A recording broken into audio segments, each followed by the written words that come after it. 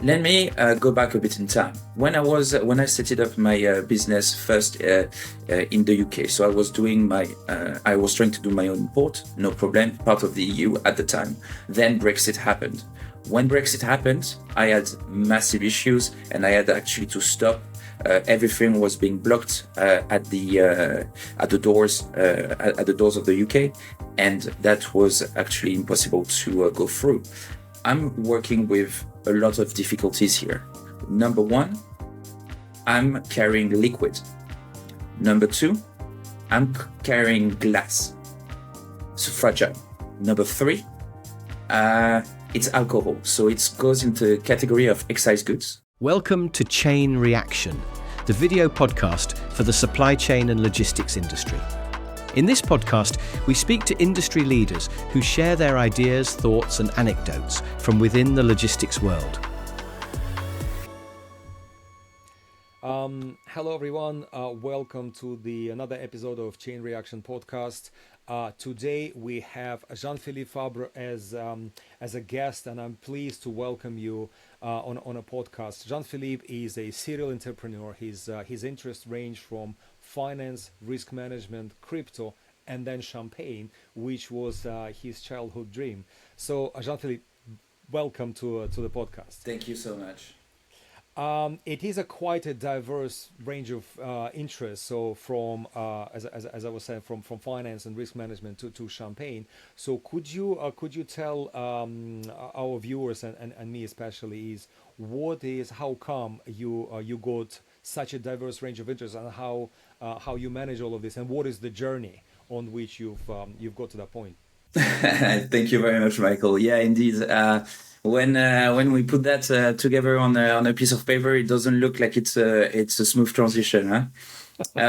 So I'm from Reims. I'm from Champagne.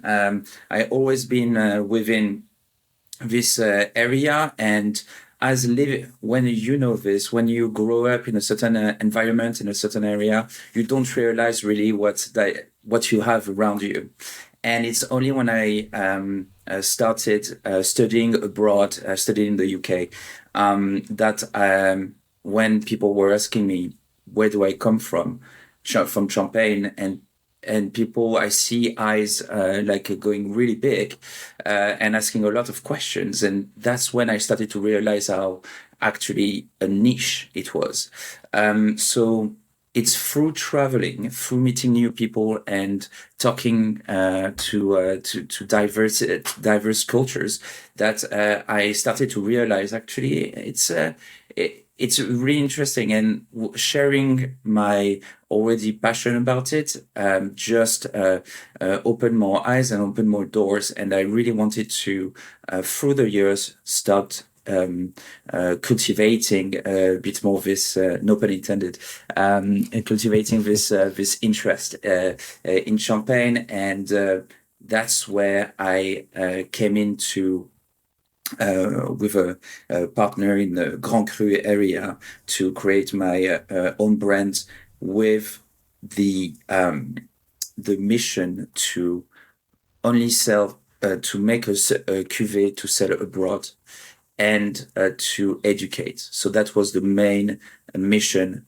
of the company: to educate, to open the doors, to make it available, to make one of the greatest champagne, a Grand Cru Champagne, which is the top-notch champagne of the world that usually you don't get access to, make it available outside of France. So that was the champagne journey. Oh, it's an amazing story. That reminded me actually of very recently I've seen a movie about Veuve Clicquot. I'm not sure how true it is to what actually happened, but it is a fascinating story. Obviously, it happened. It's all dealt with in the 19th or 18th century, but it is indeed talks about how difficult the whole business is, how many challenges there are, and you've set up the business, Yvonne Bellom, right? That's that's the business name. So can you tell us a little bit about that, and but especially around kind of all of the difficulties on the kind of early days that you've met in setting up the business and starting to break into the market? As I was studying in the UK, the first idea of the market was the UK. The setup was very long, very difficult. Of course, in partnership with my friends, and to manage like all operations on one side, all the champagne making on one side, and then the development, the market development on the other side. Um, what we do is actually pretty awesome. We are what is called récoltant manipulant. So we own the full supply chain from A to Z of the production. So from the vineyard to the movement of the grapes to the press, the presses themselves. We also like have a subsidiary like over vigneron that comes to press their grapes in our presses. Um, the assemblage, the dosage, the aging, the caves, the up to the bottling and labeling, we do everything in our facilities. So we control everything from A to Z. This is really, really rare. And we're very proud of this as well, to be able to do this. Well, I'm sure that the being able to control everything from basically grape to bottle allows you to, yeah, as you said, control quality, control consistency. Because my understanding is at that kind of the high end or premium level of product, that is absolutely critical. The quality and then reputation is absolutely paramount. So as a business owner, because this is actually now is very interesting, because then we touched on that. So as a business owner, you are looking at the various parts of the business as well. So both from a production point of view, as well as from a distribution sales point of view, and obviously logistics is one of those kind of enabling functions. And this being a logistics podcast, so we can't avoid talking about the logistics and supply chains. But I would like you to actually kind of elaborate a bit more from a perspective of a business owner, where in your mind the physical distribution sits, in addition to, or how it supports the rest of the business activity. Because you may grow the great and amazing wine, an amazing champagne, you may even sell it somewhere, but if it's not delivered on time, then you may lose the customers. Or if nobody knows about it and you have difficulty, for example, or challenges in establishing distributor arrangements and a route to market, that becomes a challenge as well. So how do you navigate all of this, and where your priorities lie? This is a great question, Michael. When you start a business, first of all, you want to do what you love. That's number one. Number two, try to do something the best you can. So in that sense, create a Grand Cru from A to Z, Grand Cru Champagne from A to Z. And then when it's there, it's time for it to be shared. That's when you're gonna try to find like customers. The first steps is actually making the deliveries yourself, or having the people come at the door. So that's what we're doing in France. We have now we are known. We have people coming at the cave just to buy the bottles. So here, logistic is irrelevant. On the other side, when with my specific mission that I just said, and bringing it outside of France, that's where it gets a bit trickier. Let me go back a bit in time. When I set up my business first in the UK, so I was trying to do my own import, no problem, part of the EU at the time. Then Brexit happened. When Brexit happened, I had massive issues, and I had actually to stop. Everything was being blocked at the doors of the UK, and that was actually impossible to go through. I'm working with a lot of difficulties here. Number one, I'm carrying liquid. Number two, I'm carrying glass. It's fragile. Number three, it's alcohol. So it goes into the category of excise goods. And we in the same of medicine, laboratory equipments, cigars, cigarettes, and this kind of stuff, which have another layer of regulations, another layer of taxes, and another package of declarations and forms to fill. At the same time, it needs to be temperature controlled as well. Well, to a certain level, of course, for during the transportation, it cannot go too high in temperature or too low in temperature. So it's nice to have a constant temperature, which is room temperature. But it's more for consumption that the temperature will be more important. Right. Well, you can't leave in the truck in a Calais for 16 hours in the baking sun. That's actually true. It's not a cooking show. It's transportation of champagne, right? So yeah, let's avoid to cook it for too long. Yeah, exactly. Okay. Yeah, so there is this, and also during the storage, it's important to make sure that the light, the direct sunlight is avoided. It's called the taste of light. Even though our bottles cut 99.8% of the UV rays of the sun, it's still not great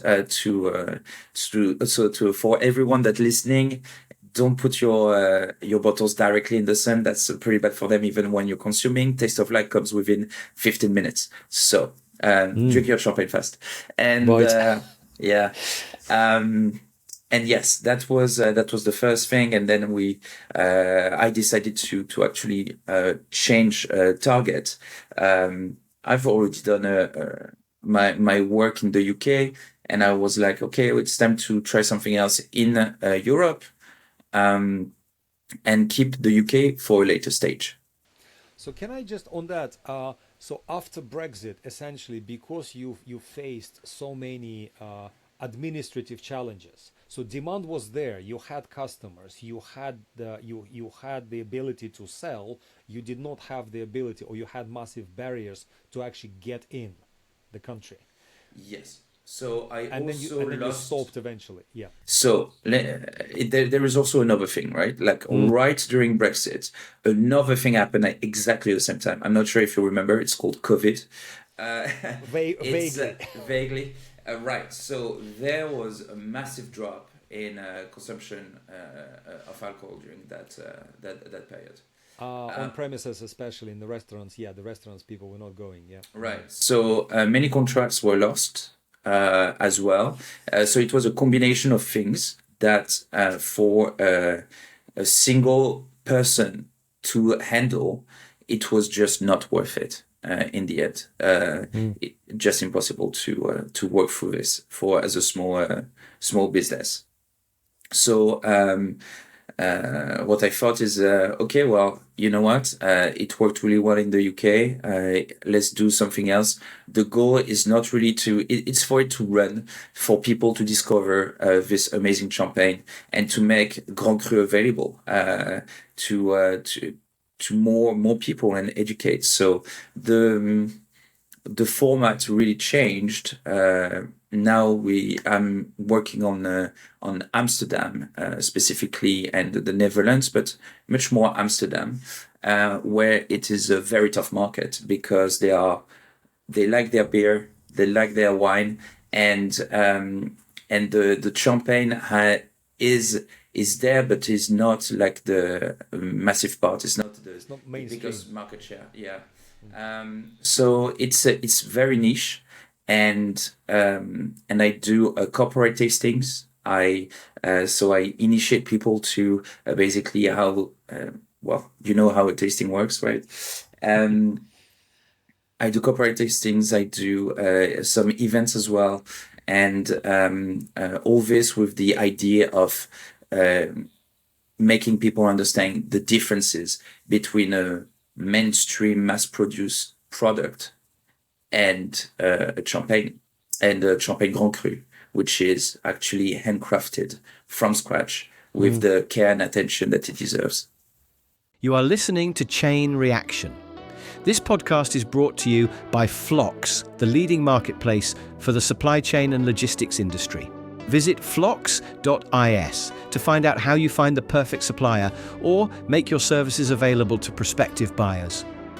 Thanks for tuning in. Now back to the show.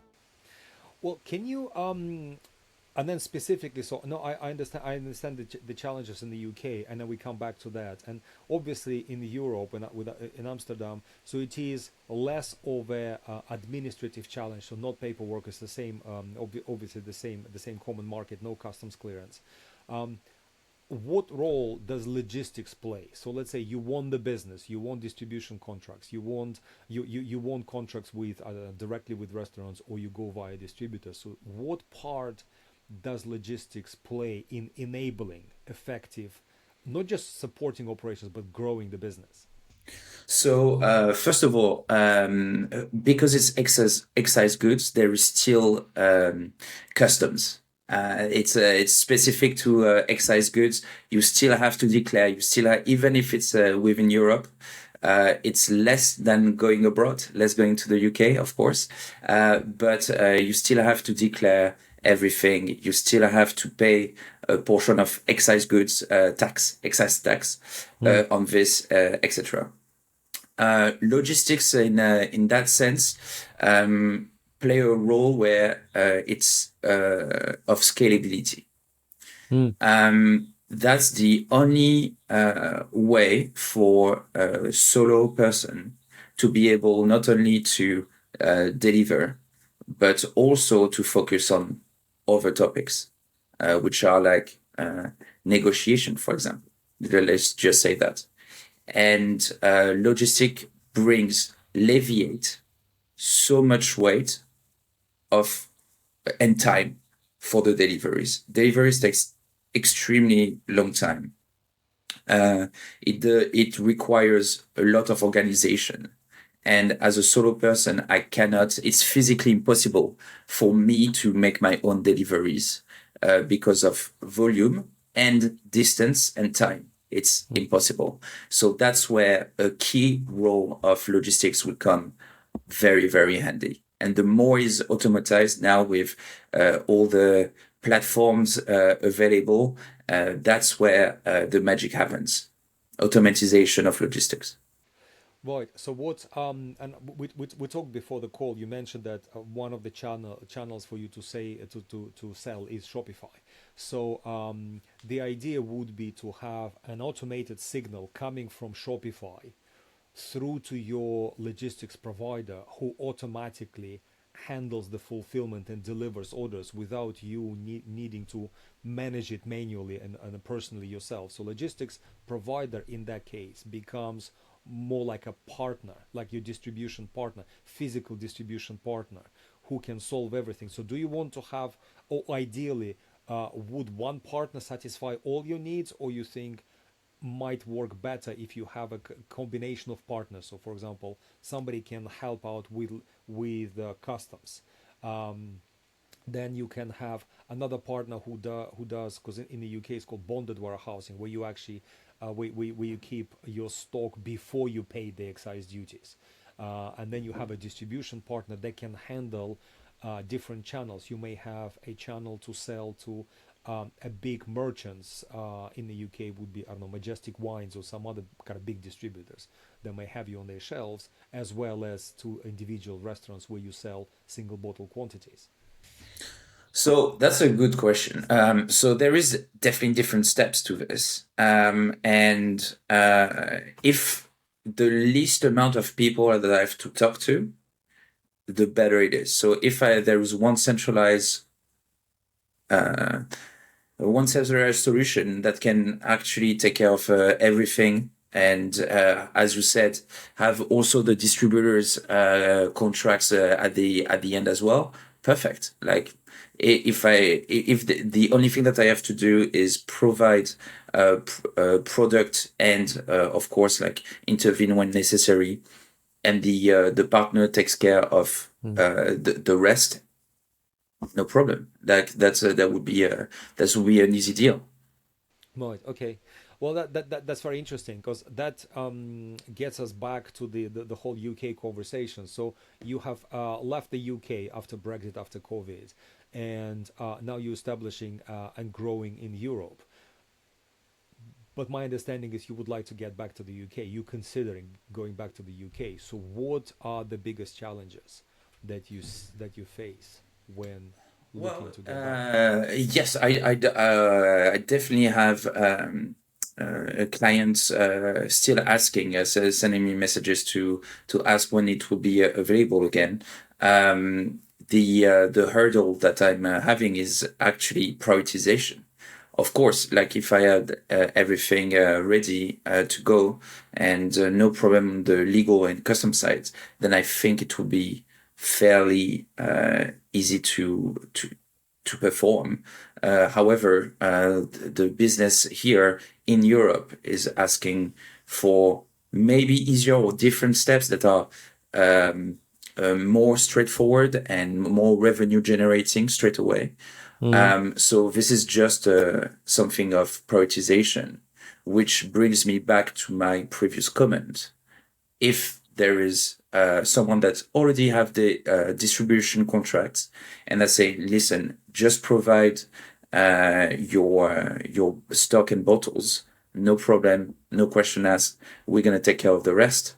Then, of course, they can take a cut of Mm. this. You know. When you mentioned distribution, because we talked before, so distribution in logistics terms means just physical deliveries. Okay. But in the alcohol business, the distribution actually means having a distributor who then takes possession of goods, essentially buys goods from you, and then distributes them and sells them Absolutely. to customers. So, what type of distributor you would be looking to get, or both? Well, right now I was, of course, talking about distributors in terms like the négociant that's Right. negotiating from the producer to go to restaurants, right? Yeah. Okay. Okay. That would be the like once. So someone very clever like told me once, like if you are at some point, if you just have the clients that you know you have the clients, then everything will sort itself out. And yes, there is plenty of logistic partners and plenty of delivery side. And you mentioned bonded warehouse. I was actually I had a bonded warehouse at the time as well Mm. in the UK, and that was super easy as well. So the delivery side was not really finding a logistic partner was not really the hard part. The hard part was at the beginning, at the very beginning, when it was only a few bottles. Mm. That's when it gets really, really difficult because it's too small for majority of logistic platforms, Mm. and then it's also impossible to go through the normal way of sending parcels. So all the normal that you can think of, the top Yeah. five Yeah. that you have in mind, impossible to go through this because they will not ship glass or liquid. Right.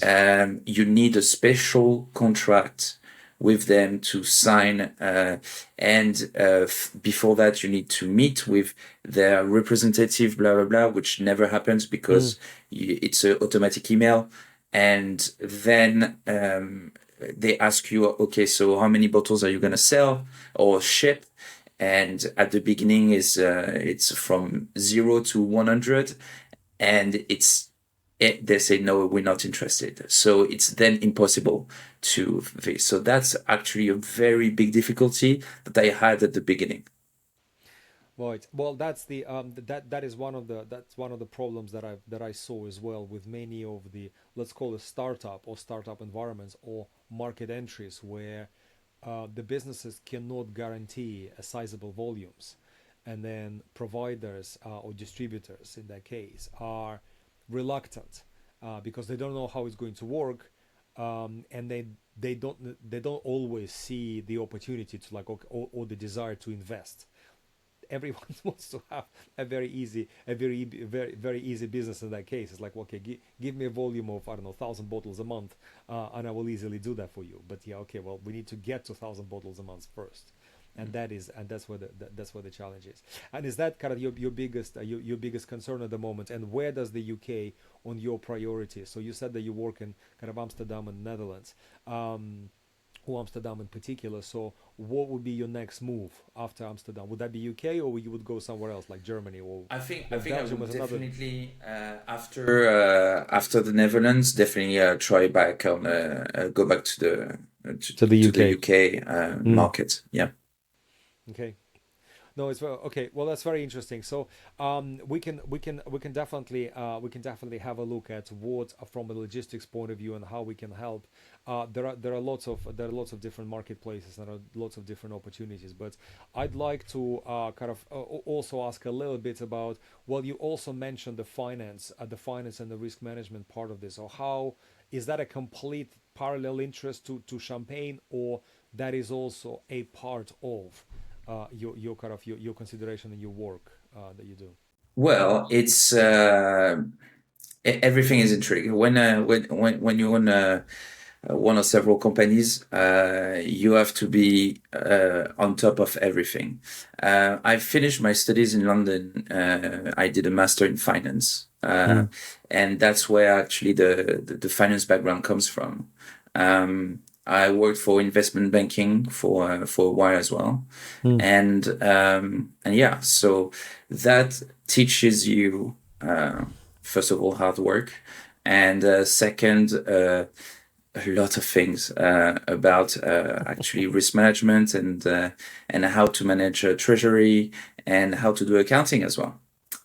So I'm very happy to be able to learn and to keep up with all that myself, and that allows me actually to do more sound decisions, business decisions.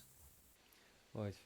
No, that's very interesting. So, because I was thinking about so having that kind of additional background or additional set of interests, it must also kind of lead you to fairly frequently think of, well, if this is the traditional and a quite a rigid market setup, what I can do, what alternatives are available to me, what are the channels to market that I can have.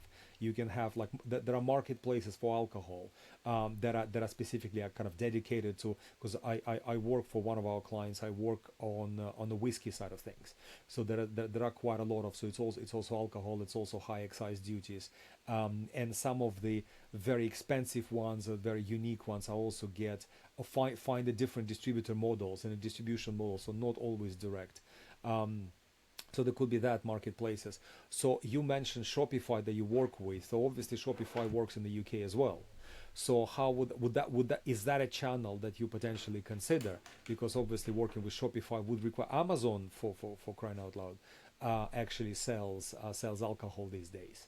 So that is also potentially a channel. So have you considered those? Because that would obviously require then, from a fulfillment and a physical logistics side, a particular setup, but that is the route to market. That is slightly different to a traditional distributor model. Yeah, absolutely. That's definitely options. I'm already I have my automatization via Shopify. Then after, of course, when I talked to some bonded warehouse in the past, it's just a question of 10 minutes setup to for them to get the orders through.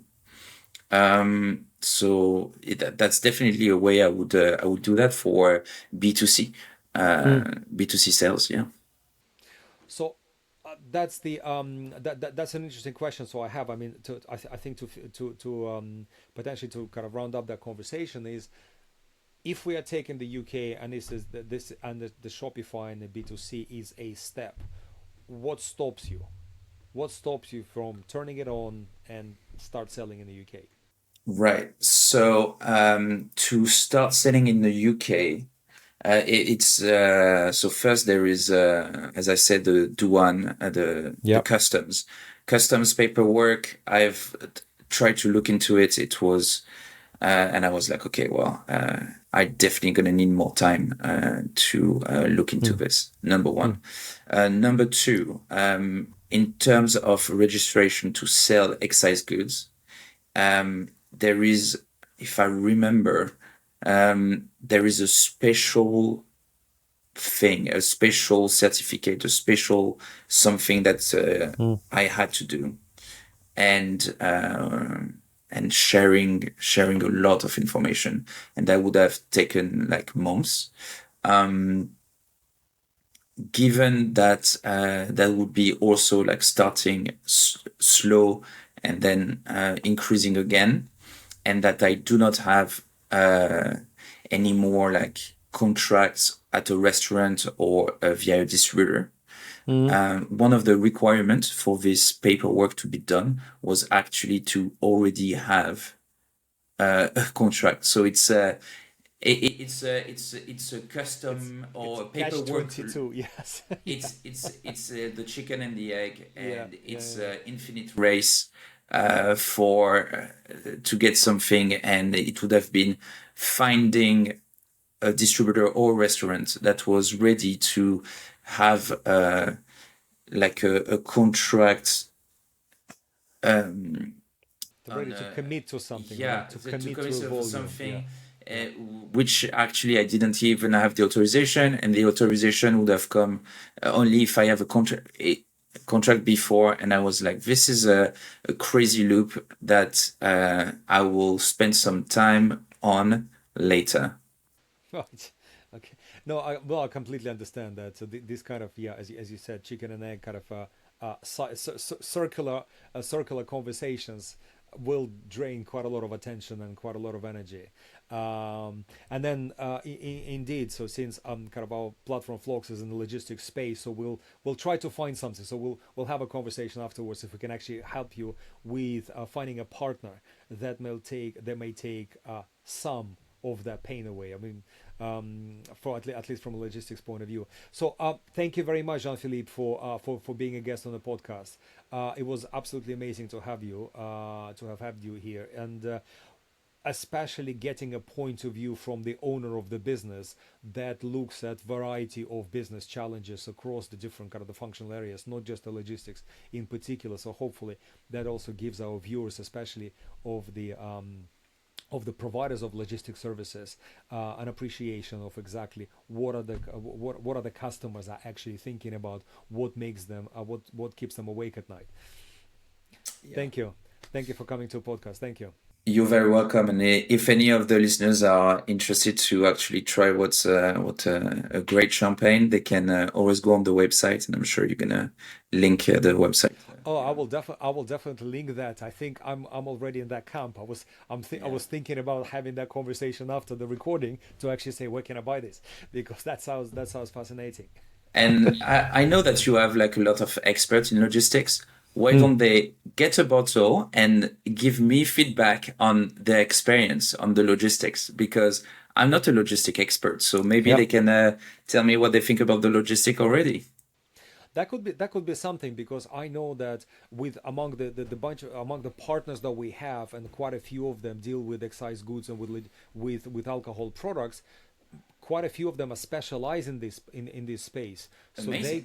they could be having quite an interesting kind of either workarounds or solutions that are already in place. I mean, obviously, UK is a drinking nation, and champagne is being made only in Champagne. Yes, some is grown in the UK, but that's beside the point. But the good stuff comes from Champagne, so it has to be imported. It has to go through customs, and it's the COVID. So the Brexit happened some time ago. So quite a few people already put some work systems and capabilities in place to actually to manage that. I would hope so. Well, let's have these practical conversations outside of the podcast. And again, thanks very much, Jean-Philippe, for being a guest today. Thank you. All right. Thank you very much, Michael. Thanks for tuning in to Chain Reaction. We hope you enjoyed the show. Please don't forget to subscribe. If you have a story or opinions to share from your sector, we'd love to hear from you. Simply reach out to Chain Reaction or visit flox.is for more information. See you next time.